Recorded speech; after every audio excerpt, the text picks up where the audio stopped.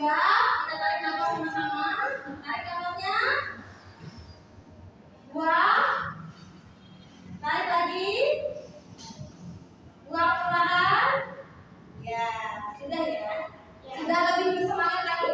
Ya. Oke. Ini kita akan membahas tentang apa itu kelompok sosial. Tapi lebih kepada jenis-jenis kelompok sosial. Minggu kemarin kita sudah belajar apa itu kelompok sosial. Ada yang bisa mengulang dulu supaya guru tahu pengetahuan kamu kemarin itu sudah berapa? Apa itu kelompok sosial?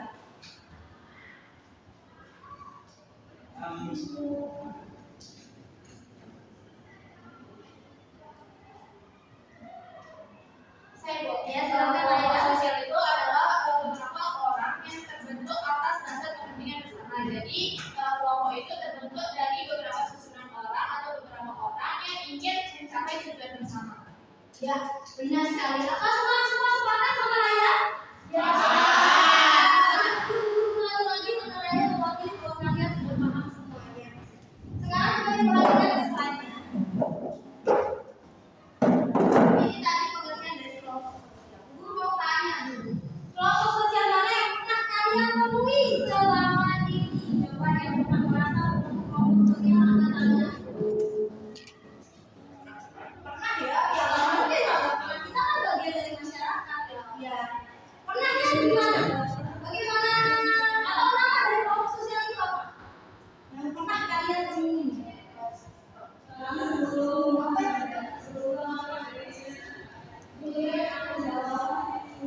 Apa? Ya, sekarang ya OSIS, salah satu kelompok sosial yang ada di lingkungan sekolah. Oke. Dilakukan itu salah satu contoh dari kelompok sosial. Sekarang aku mau tanya lagi, apa sih perbedaan kelompok sosial dan perilaku kolektif?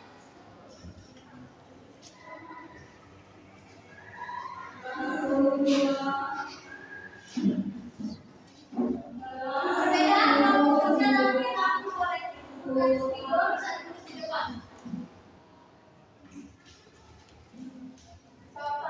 Siapa yang mau ayo tulis di depan? Tunggu Ibu. Ya.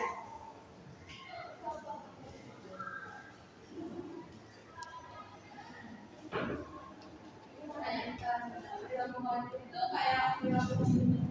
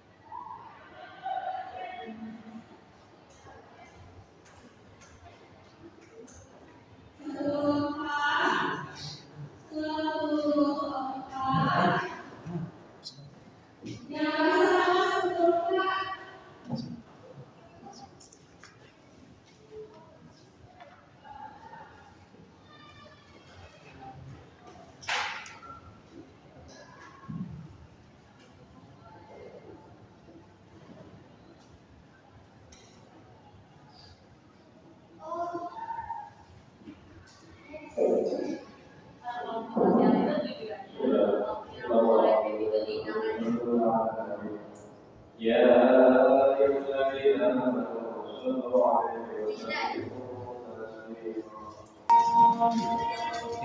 Iya,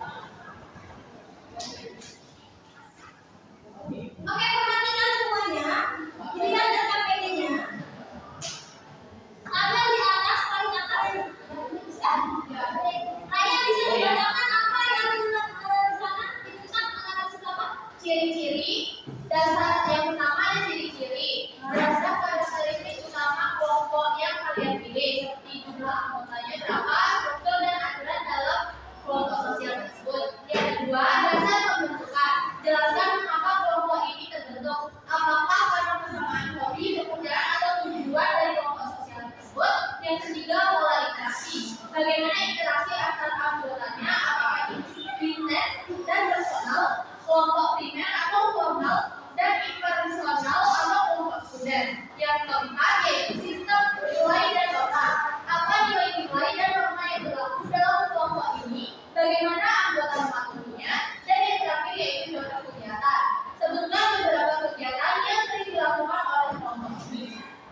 Oke, jadi poin-poin itulah yang kalian buatkan dalam kertas ini. Tapi sebelum itu, kira-kira dari penjelasan guru tadi tentang kelompok sosial dan perilaku kolektif, perilaku kolektif itu masuk dalam kelompok yang mana? Tidak teratur. Oke, tidak teratur. Yang teratur yang mana saja? Ada kelompok dasar, besar kecil, primer, dan sekunder. Ya. Sekarang dari gambar yang kalian pilih, kalian bisa mengidentifikasi gambar itu termasuk dalam jenis kelompok sosial yang mana. Silakan bekerja, waktu yang diberikan 30 menit dimulai dari sekarang.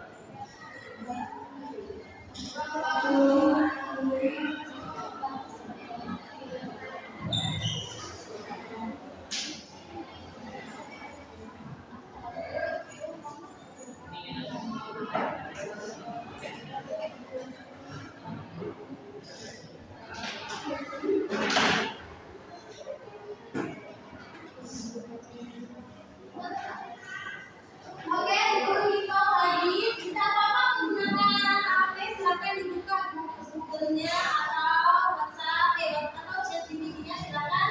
Atau juga mulai media sosial untuk memudahkan kalian mengkaji atau mengidentifikasi salah satu contoh yang kalian pilih itu. Ya, tidak harus terpaku dengan buku atau LKS saja. Ya.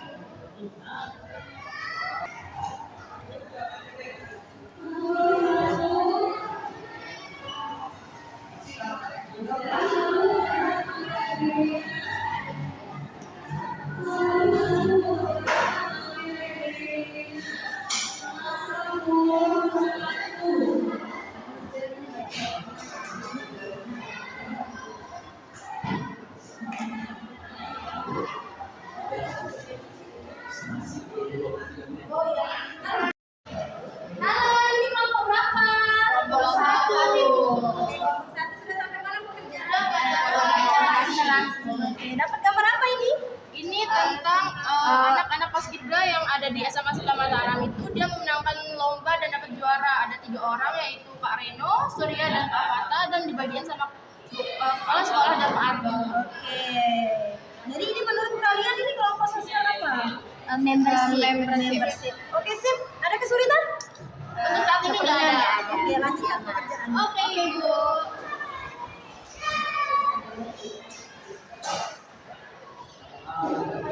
Hai. Dapat gambar tentang apa? Demo, Ibu. Demo apa nih? Ngapain Demo dia? DPR itu, Bu. Demo DPR. Membakar. Ya, bakar apa ya? Bakar kartu Gedung. DPR. Ada kesulitan? Belum ada sih, Bu. Belum ada. Oke, lanjutkan. Sudahlah. Sudahlah, cukuplah cuma satu doang. Oke, lanjut. Halo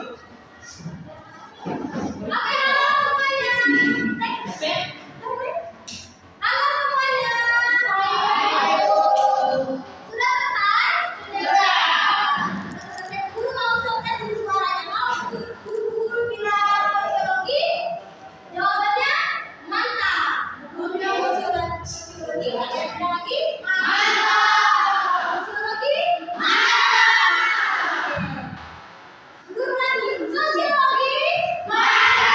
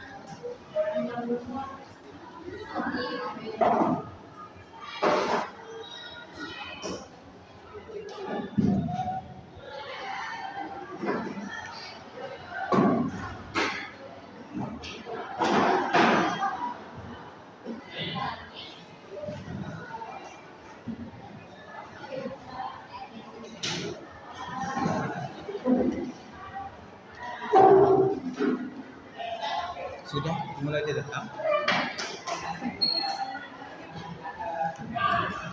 Oke. Kalian sudah disiapkan semua di depan. Kelompok mana yang mau maju duluan? Oke. Kelompok 2. Ada.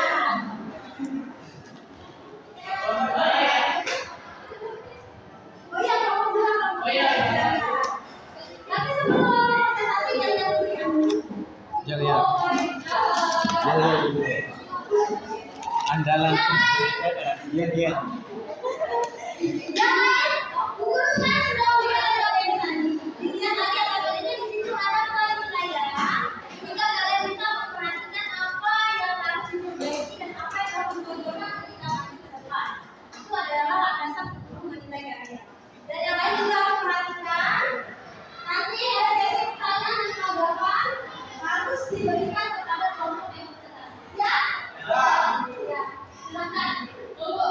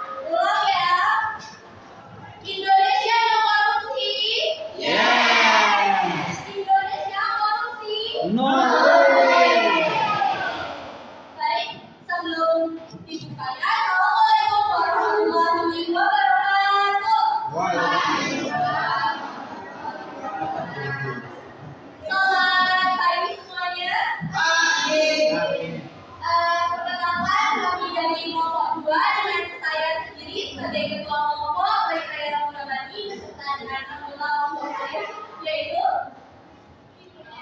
Nama saya sama Iwan Ibn Dayani, terakhir sama Ayu. saya tidak juga. Saya Usman Nisa, biasa dipanggil Nisa. Di sini kami mendapatkan gambar aksi demo dari tindakan DPR yang dianggap kurang adil. Ciri-cirinya termasuk dalam analisis massa. Apa sih itu massa? Massa adalah kelompok sosial yang bersifat sementara. Ciri-cirinya A bersifat sementara karena setelah aksi demo tersebut selesai atau sudah tidak ada lagi demo, maka masa-masa ini akan berhenti atau tidak ada lagi penggunaan massa. Yang kedua, tidak terorganisir di dalam demo, tidak ada organisir yang mengetuai atau ketua dari organisasi ini karena dia tidak teratur. Yang ketiga, emosional dan sugestif, di mana demo ini dilakukan karena tindakan emosional dari masyarakat Indonesia. Sugestif itu pemikiran masyarakat tentang pendapat yang dibagi tanpa memikirkan fakta di dalam masalah tersebut. Yang keempat yaitu anonim, tanpa pengetahuan nama. Masa-masa tersebut tidak saling kenal, tapi tetap melakukan demo sama-sama. Itu namanya anonim. Terus yang kedua ada dasar pembentukan. Yang pertama persamaan kepentingan bersama. Dari demo ini kita dapat melihat kalau kepentingannya itu sama-sama ingin menyuarakan suara rakyat ke depan kantor DPR. Yang kedua, situasi sosial tertentu. Situasinya itu kan dia lagi emosi memuncak. Jadi mereka masa itu berkumpul untuk membentuk suatu komunitas yang ingin menyuarakan suara. Yang ketiga, pengaruh media atau tokoh. Bisa jadi orang yang nggak tahu pertama ada demo itu, dia melihat di media sosial, jadi dia ikut-ikutan. Yang ketiga ada pola interaksi. Pola interaksinya tidak stabil dan spontan. Karena demo ini nggak ada di strukturin, nggak ada di apa-apa, jadi langsung spontan gitu.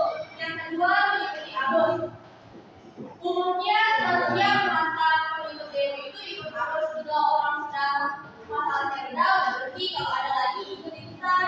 Terus yang keempat, sistem nilai.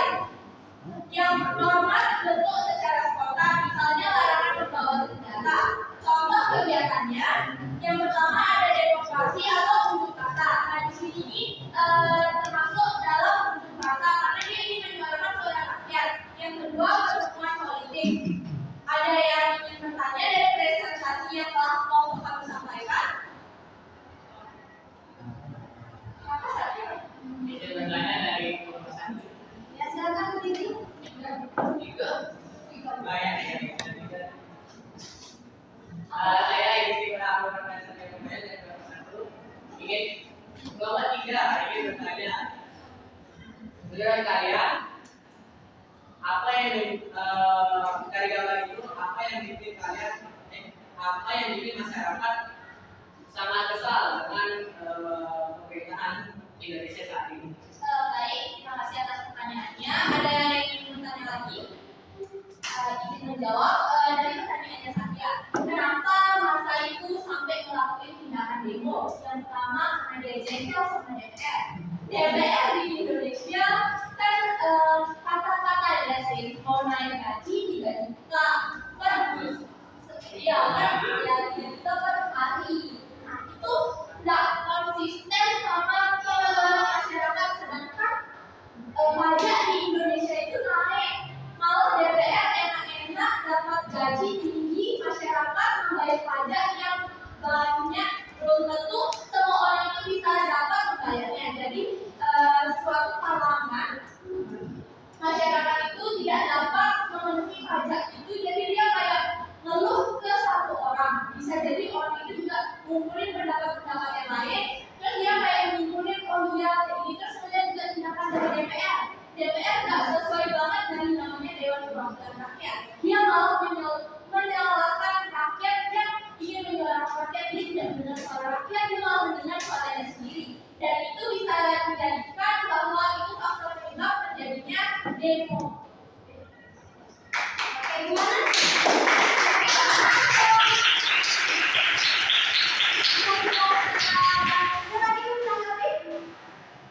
Tidak ada, silakan aja. Baik, sekian presentasi dari kelompok kami. Mohon maaf bila ada salah kata. Wassalamualaikum warahmatullahi wabarakatuh.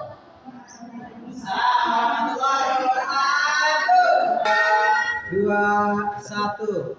Oke, dari presentasi yang sudah dilakukan oleh kelompok 2 tadi, itu sudah sangat luar biasa. Tepuk tangan sekali lagi.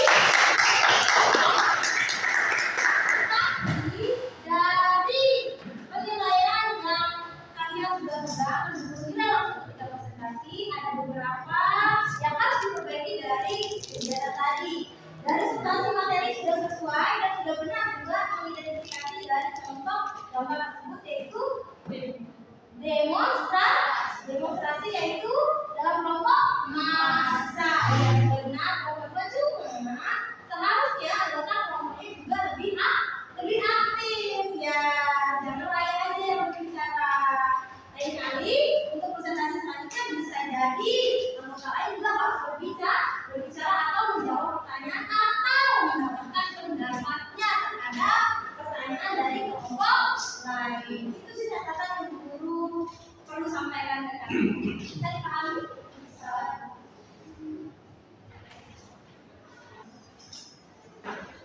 Oke, baiklah.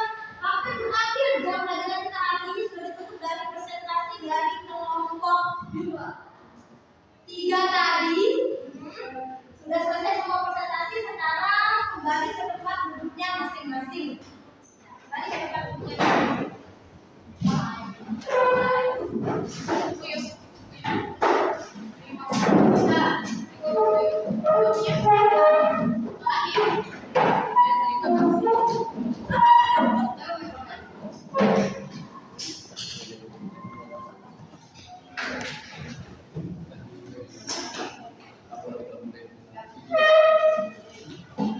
Oke, bisa dilihat dari sini lagi. PowerPoint. Jadi apa yang sudah kalian lakukan hari ini, itu artinya kalian sudah mampu mengaplikasikan apa itu jenis-jenis dari kelompok sosial. Walaupun tidak semua yang tertulis di sini kalian aplikasikan, namun ketiga gambar tadi sudah mewakili jenis kelompok sosial yang ada di lingkungan masyarakat. Selanjutnya kalian harus membaca lagi jurnal, buku sosiologi atau dari sumber internet, artikel lainnya untuk menguatkan pemahaman kalian.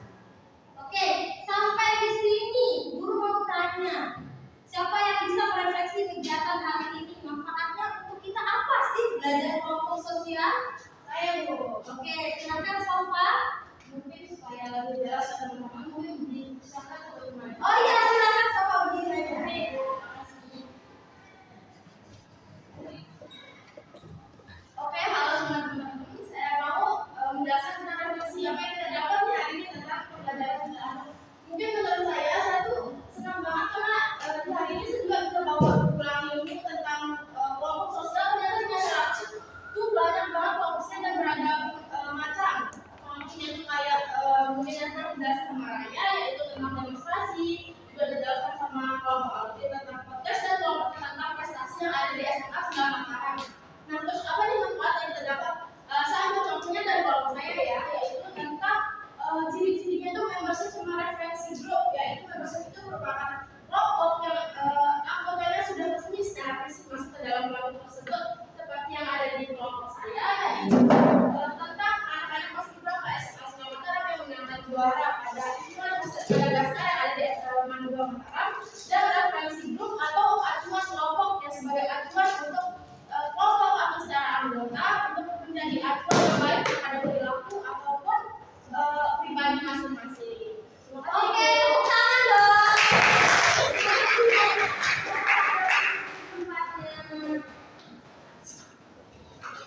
Oke, berakhirlah pembelajaran kita hari ini. Tapi sebelum itu, guru ingin menginformasikan ke kalian bahwa ada tugas di minggu depan. Kalian harus terjun ke masyarakat. Ngapain di masyarakat? Guru akan share dalam medianya melalui WhatsApp. Gambarannya ceritakan sekarang. Kalian harus membuat sedikit video singkat atau vlog singkat berdurasi 15 menit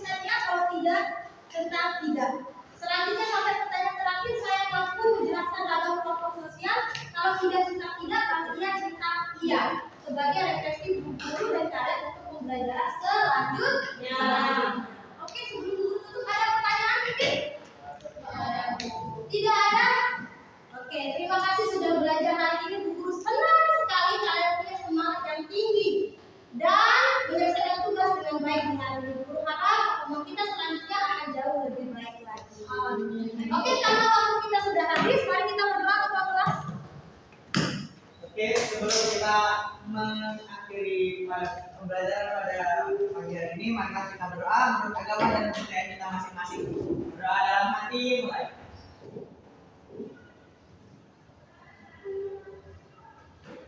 Berdoa.